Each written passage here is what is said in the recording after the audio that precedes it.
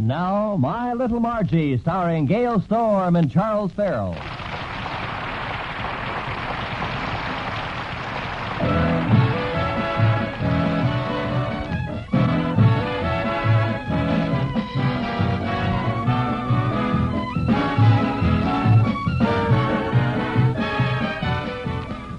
When a man is executive vice president of Honeywell & Todd Investment Counselors, as Vern Albright is, he's glad to leave the running of his household to his daughter Margie. But being a businessman, Vern has always insisted that she do it in a businesslike way. And so at this moment, Margie finds herself surrounded by her account books, her ledgers, and her boyfriend, Freddie Wilson, as she faces her day of reckoning. It's all right here, Freddie. Every bill, every statement, all the canceled checks, and my account books. Freddie, don't just sit there staring at it. Say something. Wow! I don't see how you could have gotten your accounts in such a mess in only 1 year. Freddie, these are the accounts for 1 month. Gee. Margie, I Look, thought that... Don't worry about hurting my feelings. Let's just see if we can straighten this out a little before Dad gets home. All right, now let's see what we got here. Household expenses, bills, charge account. Margie, I studied accounting for 4 years, and I never came across a bookkeeping system like yours. It's screwy. Oh, I didn't say that. No, but Dad did, and he'll say it again. He'll say, I told you so. He'll start out by just being annoyed, but then he'll get angry. And when my father gets angry, he's really something. I know. He clears his throat and says, My dear Margie. My dear Margie. When he starts calling you dear, watch out. Yep, the last time he called me my dear Mr. Wilson, he was throwing me out in the hall. Well, his bark is worse than his bite. You know that, Freddie. Not really. He's never bitten me yet. Say, Margie, you set up this bookkeeping system, so you ought to be able to understand it. Well, I did when I first started it, but somewhere along the line it sort of got away from me. I've checked my figures 10 times and got 10 different answers. It's pretty discouraging. Yes, it is. My deficit gets bigger every time. Oh, if I could only... Oh, there's Dad now. Hello, honey. Oh, hello, Freddie. Hi, Mr. Albright. Well, it looks like you've been doing a little paperwork. The household account. Good. Do they balance up all right? Well... What's your balance, Margie? This month you have a choice. Huh? Almost any figure you name, I've got. Margie! Oh, look, Dad, I know the books are in a mess, but Freddie's been helping me, and I don't see why you have to. You've done a pretty good job of messing them up by yourself. Gosh, Mr. Albright, I was only trying to be helpful. Don't get sore at me. All right, I'm not sore at you, Mr. Wilson. Sure sounded like you were. No, it didn't. He didn't say, my dear Mr. Wilson. Mr. Albright, maybe if I showed Margie how to set up a bookkeeping system, she could stick to it. Uh-oh. My dear Mr. Wilson. Here we go, Margie. Dad, I think you ought to be ashamed of the way you're picking on Freddie. He's only offered to help me do what you think is so very important. If he's such a great bookkeeper, why isn't he working? I mean, this time.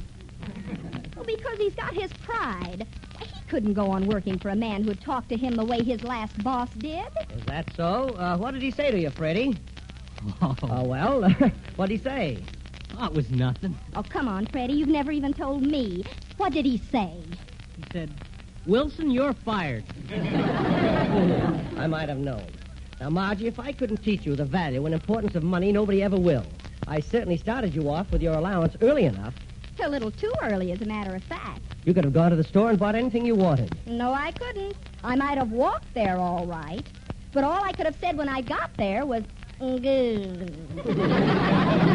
Well, you haven't made much progress since then. Not as far as money is concerned, anyway. No, I'm not going to stand here and listen to you another minute. You're just a... Yes, what am I? You're a father, that's what you are.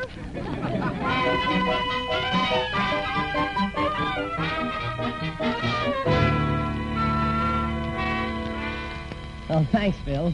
You won't regret it. Bye. Miss Sherman, send a messenger around to pick up Mr. Thompson's proxy for 500 votes. Yes, sir. And check his name off the list. Gee, I'm glad I got him before that Reynolds did. We got some proxies in the mail, Mr. Albright. 2,300 to be exact. Oh, swell. And some refusals, too. Oh, Mr. Honeywell. Well, how's it going, all right? Oh, pretty good. It'll be nip and tuck, but I think we'll have enough votes to weather the storm. I hope so. If I get voted out as chairman of the board at tomorrow's meeting and we lose control of Amalgamated Chemical, we'll be the laughing stock of the financial district. Well, it's not going to happen. Reynolds has bought up a lot of the stock and gotten a lot of proxies. But between the shares you and I own and the proxies we've gotten, we'll beat him. We'd better. The dirty sneak. Pussyfooting around in the dark, trying to get control of Amalgamated. Of all the underhanded... That's the way I got control 10 years ago. Now, wait a minute. Don't misunderstand me, Albright. What I did was good, shrewd business. Excuse me, Mr. Albright, but our records show that 100 of your shares were transferred into your daughter Margie's name. Say, that's right. I did it for her graduation. I figured that owning some stock would help her develop a business sense. Ah, good idea. Does it work? I doubt it. If I know Margie, she's probably used the certificate to cut out a dress pattern. But don't worry. I'll get a proxy tonight. Well, you make sure you do. Every vote counts. It's in the bag. Margie and I may have our little disagreements. When it comes to anything important, I have her eating right out of my hand. Yeah? Well, I've seen your daughter eat out of your hand in the past, Albright, and there have been occasions when you should be thankful she didn't bite off your fingers.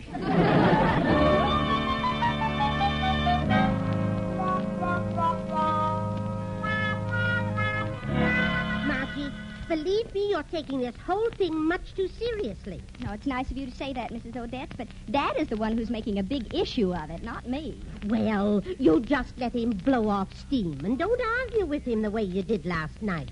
Why, I could hear you right across the hall in my apartment. Gosh, I didn't think we were talking that loud.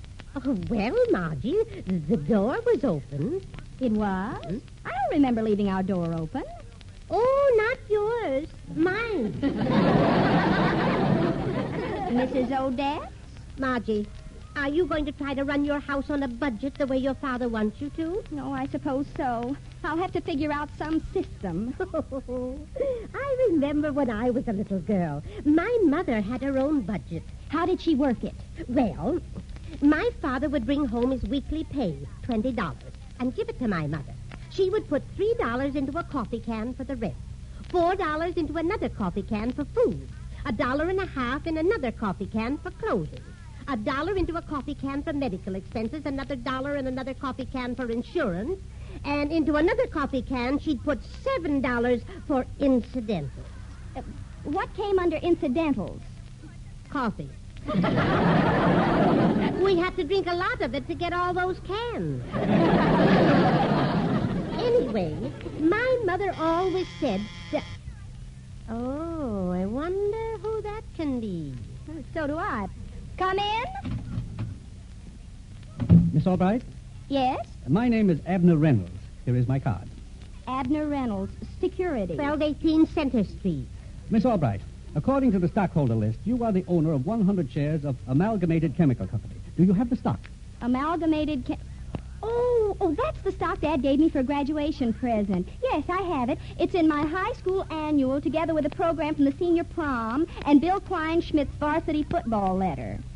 Well, I've become interested in the company, and I should like to add to my holdings. To be brief, I want to buy it from you. Gosh, I don't think I can sell it. Dad bought it for me to help me learn about the importance of handling money properly. I'll tell you what. The stock is worth about $5 a share on the open market. I'll give you $6. You'll be making a profit of about $100. Oh, I think you ought to take it, Margie. If you make $100, that's a wonderful way to show your father that you're learning how to handle money. Well, I know, but... Excuse me. Hello? Hello, Margie. Yes, Dad? Margie, you probably won't remember this, but I once gave you some stock. Of course I do. Amalgamated Chemical, 100 shares. What about it? I just want to make sure that it's safe. I want to have a look at it when I get home, okay? All right. That's my girl. Bye. Goodbye. Well, my stock suddenly seems to have gotten very popular. Miss Albright, I'll give you $7 a share. No, thanks. $7.50? Oh, I think you ought to take it, Margie. It certainly would serve Dad right if I did, but I just promised him he could see it when he gets home tonight. Well, then I guess you won't sell it to me. Mr. Reynolds, what makes this stock so important all of a sudden? I suppose your dad will tell you, so I might as well. I'm trying to get control of the company away from his boss, Honeywell. And to do it, I need all the voting stock I can get. And, Dad? Needs all he can get. It would have been interesting to be able to use your stock to help beat them, but I guess I'll have to do it without it. Goodbye, Miss Albright. Goodbye. You know something, Miss Odette? What? I may not be a financial genius, but I may be able to teach my father something. Dad,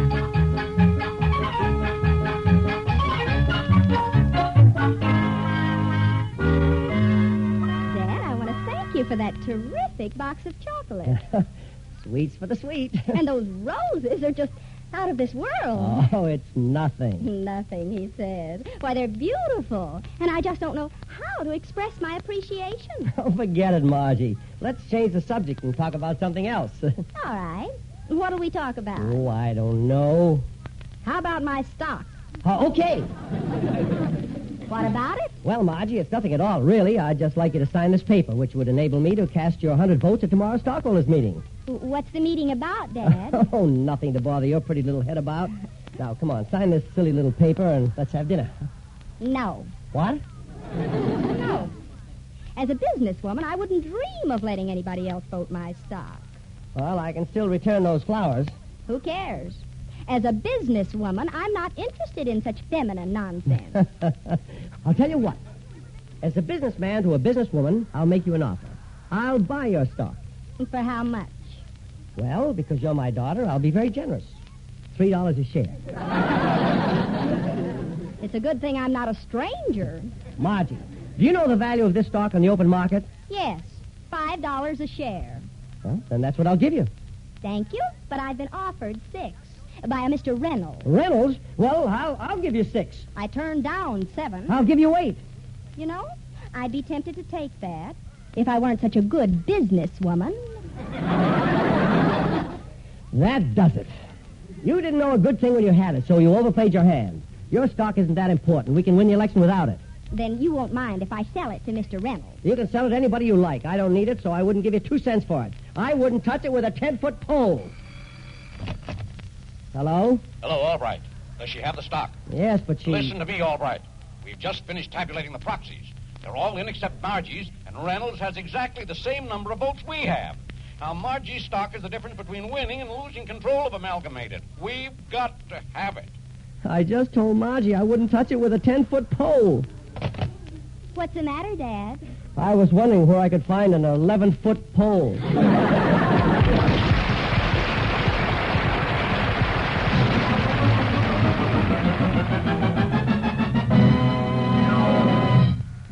You've heard that a picture is worth 10,000 words, but do you realize that you are worth 10,000 pictures?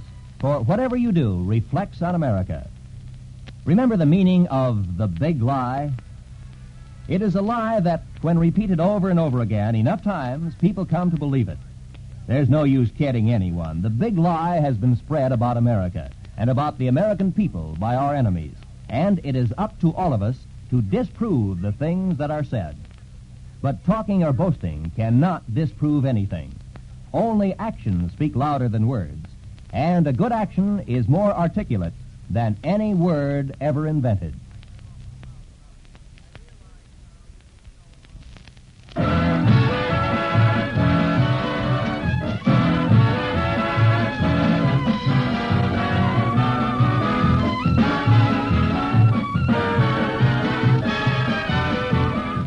And now back to My Little Margie, where we find Vern and Mr. Honeywell together in their offices. Vern is saying to his kindly old boss, Mr. Honeywell, Let's check the figures again, Mr. Honeywell. Bah. While you're at it, see if you can think of a way of getting that stock from Margie. I wish I could. I was up all night trying to persuade her. But all I've got to show for it are these circles under my eyes. Why didn't you try to bribe her? You should have offered a fur coat or something. I did, at 6 in the morning, but she refused it. Or a convertible. Well, she turned that down at 4. She's just getting even because I insulted her business ability. Insult a woman and you pay for it. Are you just finding that out?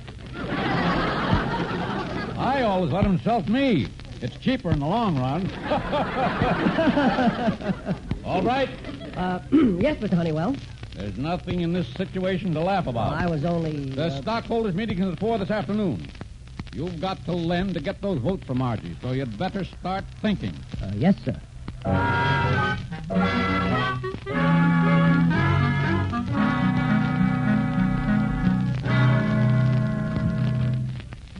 sent for me, Mr. Albright? Hello, Freddie. I'm glad you came right over. Before Margie gets back, let me bring you up to date on the situation. Oh, you don't have to. I know everything that's been happening. Margie told you? No, I met Mrs. Odette in the hall. The good old town crier. Anyway, it's very important that I get Margie to give me that stock. And I think I figured out a way for you to help me. You have? Yes, sir, Freddie, my boy. Freddie, my boy. Gee, that sounds swell coming from you, Mr. Albright. Well, that's the way I feel about you. Remember when I used to be my dear Mr. Wilson? Look, Freddie, here's the whole idea. Margie won't give me the stock simply because she knows I want it. It's sheer feminine contrariness. Where do I come in? Well, we get to switch contrariness from me to you. You agree with her that she's doing the right thing, and she'll just naturally disagree with you. Then she'll give you the stock, huh? Simple enough? Well, I don't know, Mr. Albright. I'm afraid to try it. Afraid? Sure, when Margie's in that kind of mood, it's dangerous even to agree with her. But you've got to help me. I need that stock, and you're my ace in the hole. No, I don't think I'd better. My dear Mr. Wilson. Anything you say. Fine. Fine, Freddie, my boy. For your lunch, Dad. Oh, hello, Freddie. Hi, Margie. I just dropped in to say hello. I was telling Freddie about our little situation, Margie. Oh? And he disagrees with my viewpoint. He does? Then how come I didn't meet him out in the hall? Don't be silly, Margie. I like Freddie. You must. Otherwise, you wouldn't have promoted him from Mr. Wilson. From my dear Mr. Wilson. Freddie, tell her how you feel about her attitude. All right. Margie, I agree with you. I agree with you 100%. Well, what is everybody waiting around for? The roof to fall in? I said I agree with you. I heard you. And aren't you going to do anything about it? Yeah, I'm going to broil those lamb chops. Dad may not consider me a good businesswoman, but evidently he likes the way I cook. What happened? Well, I guess we weren't convincing enough. She must have figured out that we were pulling a trick on her. I knew it wouldn't work. Well, it will. It has to. Now, listen, Freddie. When she comes back, we'll have to put on an act that we're quarreling. You and me? Right. And we've got to make her believe it, so don't pull any punches.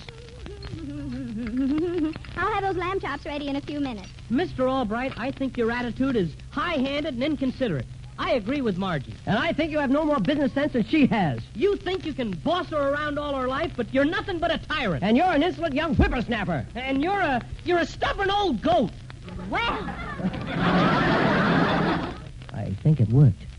Freddie Wilson, if you think you can talk to my father that way, you're mistaken. Huh? I don't care whether or not you agree with me or I agree with him. You'd better show my father more respect. Now get out of here this minute. Margie, please, let me explain. My dear Mr. Wilson. Oh, no, not you, too. The nerve of him. Well, he agreed with you about the stock. Oh, I ought to fix him. Well, you can. Now, just let me have your stock and... I will not. I'm going to that meeting, and I'll vote that stock myself. Oh, the lamb chops. Oh, now you won't even think I'm a good cook.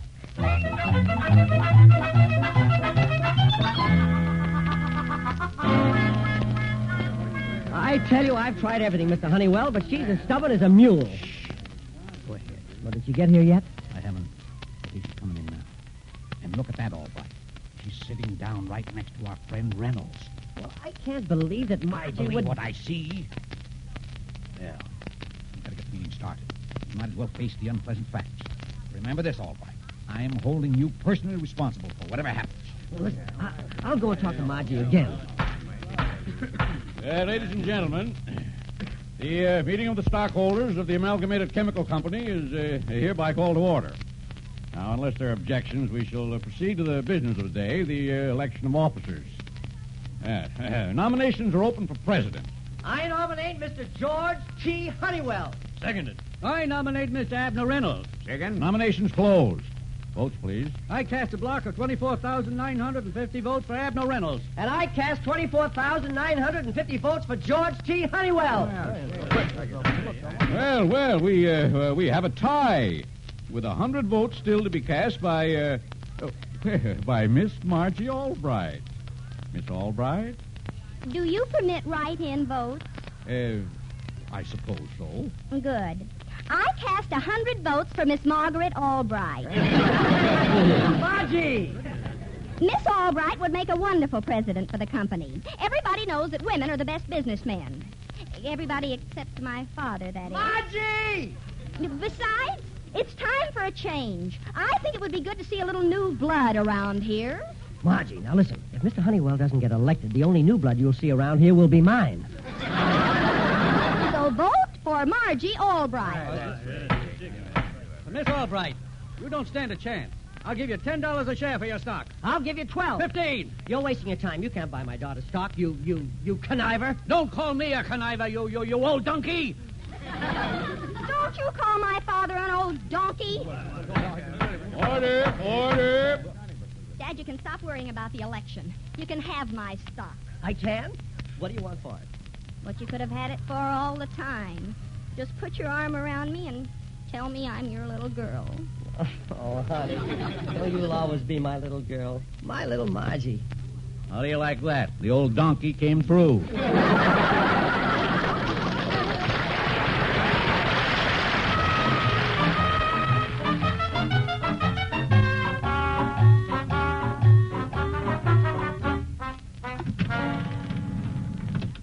I called Freddie before I went to the meeting and told him to meet us at home for dinner. Good. You know, Margie, you didn't really have me fooled for a minute. I knew you'd never hold out on your dad. You knew it all the time, huh? Oh, sure, but I can promise you one thing. After today, I'll never say anything about your business ability again. Well, you'd better not. Turn on the light. Switch must be broken. No, it isn't.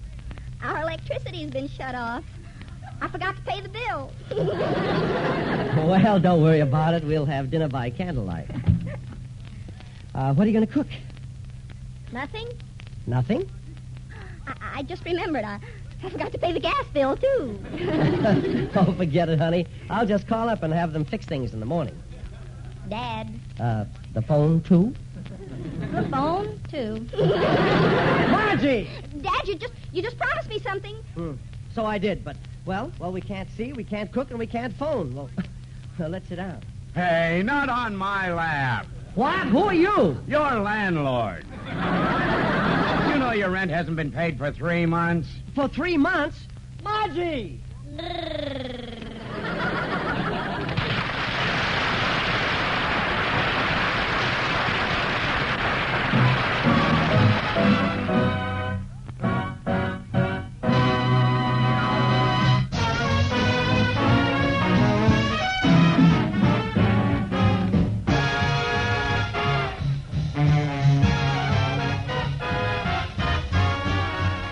My Little Margie is a presentation of the United States Armed Forces Radio Service.